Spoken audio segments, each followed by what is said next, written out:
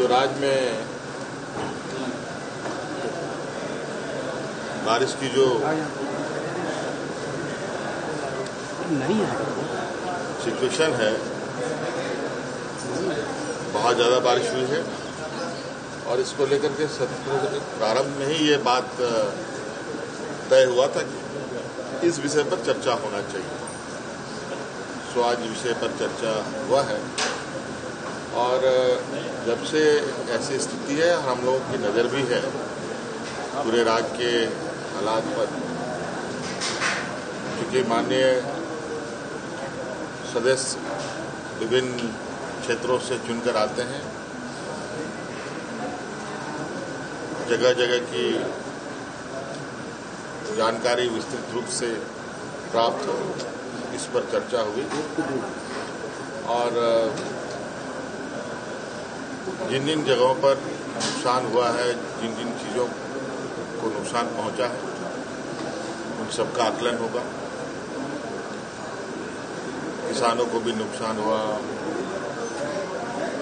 सड़कों को भी नुकसान हुआ, पुल पुलिया का नुकसान हुआ, बिजली खंभों को भी नुकसान हुआ,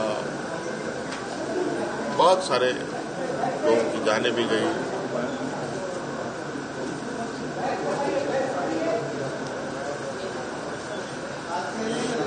क्योंकि सरकार उन सभी को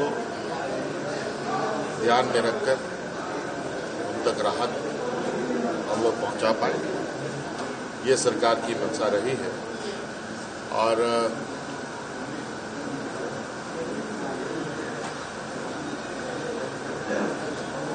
इस पर विभाग भी बड़ी तेजी से अपना काम भी कर रहा है और अभी भी आप देख रहे हैं कि बारिश रुक नहीं रही और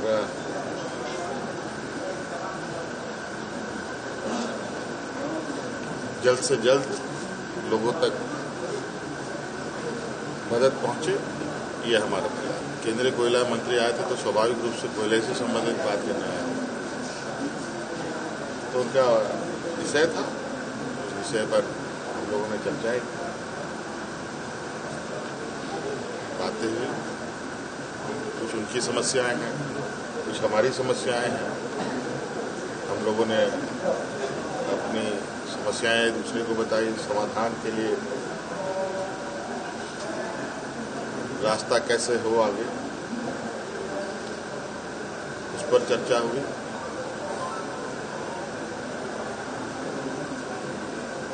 CCL, BCCL के वरीय पदाधिकारी भी रहे, उनको भी सभी चीजों से अवगत कराया गया।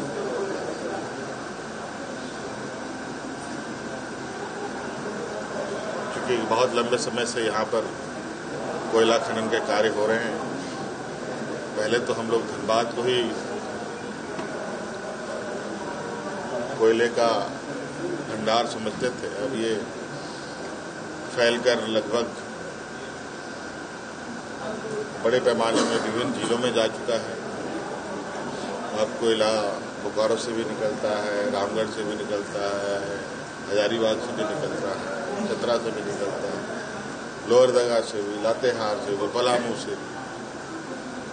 अब ये तो कोयले की बात है, कई और खनन कार्य भी हैं, आयरन ओर है, बॉक्साइड है, तरह तरह की खनिज संपदाएं हैं, जहां अलग अलग जिलों में इनके कार्य हो रहे हैं।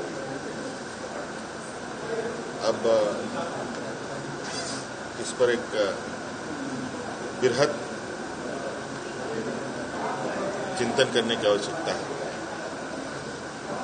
क्योंकि ये बात भी सही है कि इन खनन कार्यों से बड़े पैमाने पर लोग विस्थापित भी हो रहे हैं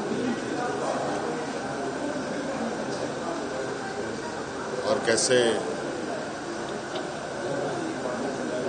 उनके समस्याओं का समाधान हो, इस पर आगे और गंभीर चर्चाएं